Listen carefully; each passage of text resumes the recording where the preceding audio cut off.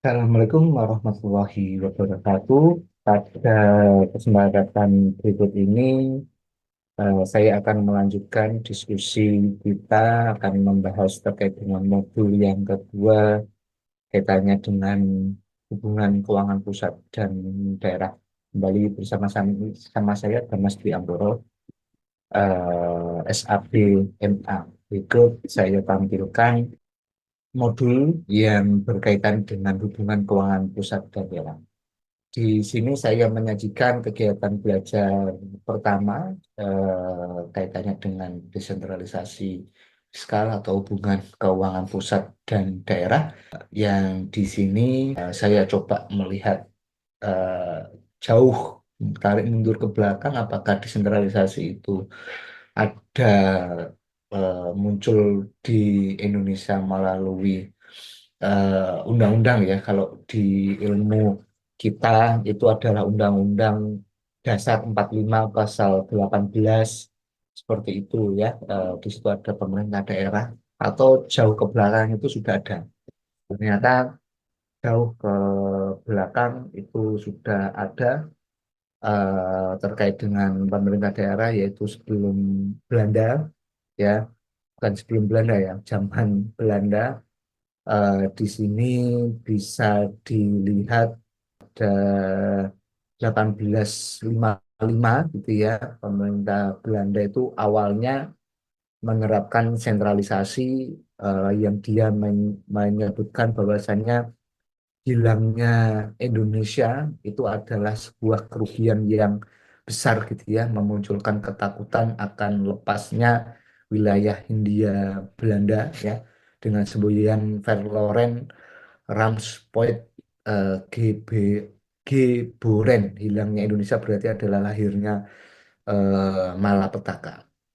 Namun setelah 1855 ini ternyata India itu eh, juga susah untuk ketika menerapkan sentralisasi seperti itu ya. Sehingga pada saat tahun 1901 terus dilanjutkan 1903 ya, dan di tepatnya di 1905 desentralisasi ya, Bisluit ini diterapkan ya, atau lokal Raden Ordonansie.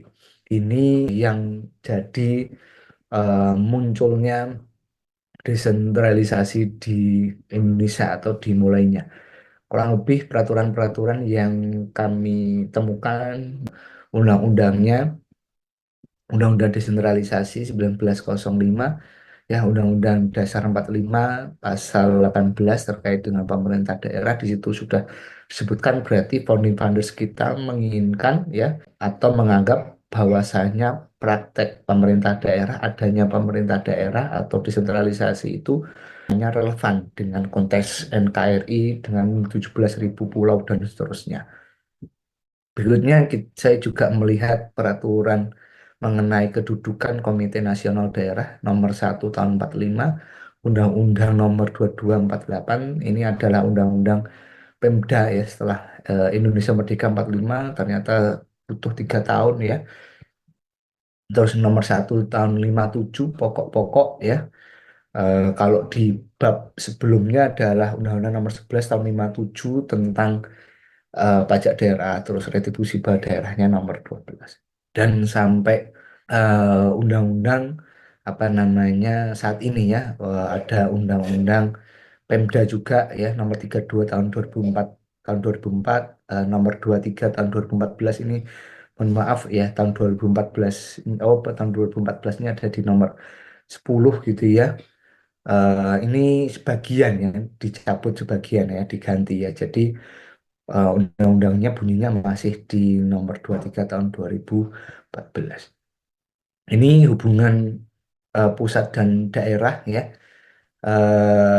Apa namanya? Karena kita melihat ya, dulu sempat dana transfer itu namanya adalah dana perimbangan. Terus juga ada undang-undang terkait dengan perimbangan keuangan gitu kan. Terus sekarang nama undang-undangnya dicabut ya, Undang-Undang nomor 33 tahun 2004 dicabut. bersamaan dengan Undang-Undang Pajak Daerah dilebur menjadi hubungan keuangan pusat dan daerah. Ini menimbulkan pertanyaan dulu berarti istilah hubungan keuangan pusat dan daerah ini ternyata hanya sudah ada gitu ya, sudah ada di apa namanya sudah digunakan istilahnya di Indonesia seperti itu. Nanti bisa dilihat di modul ini ya.